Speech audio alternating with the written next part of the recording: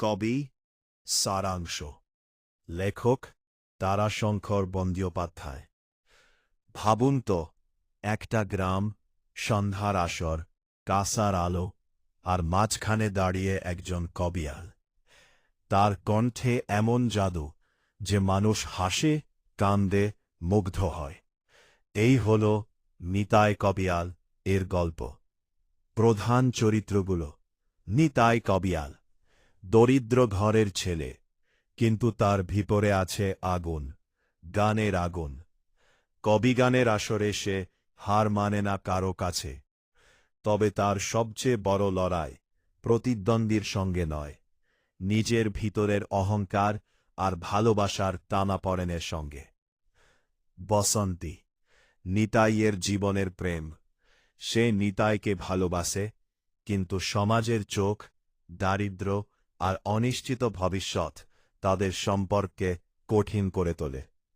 বসন্তী শুধু প্রেমিকা নয়, সে নিতাইয়ের অনুপ্রেরণা।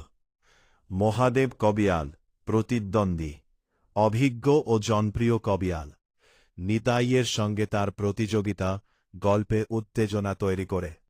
শুধু গানের নয়, সম্মান আর প্রতিষ্ঠার লড়াই।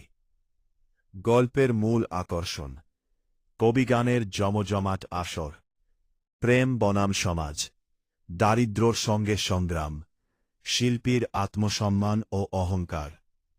নিতাই খ্যাতি পায়, কিন্তু ধীরে ধীরে সে বুঝতে পারে শুধু করতালি পেলেই সুখ আসে না। ভালোবাসা আর মানসিক শান্তি আসল জিনিস। শেষ পর্যন্ত প্রশ্নটা থেকে যায়, নিতাই কি প্রেম বাঁচাতে পারবে, নাকি শিল্পীর অহংকারই তাকে একা করে দেবে? কবি শুধু এক কবিয়ালের গল্প নয়, এটা এক শিল্পীর হৃদয়ের গল্প, যেখানে আছে প্রেম, অহংকার, সংগ্রাম আর গ্রাম বাংলার রঙিন সংস্কৃতি। আপনি কি নিতাইয়ের জায়গায় থাকলে প্রেম বেছে নিতেন নাকি খ্যাতি? কমেন্টে জানাতে ভুলবেন না।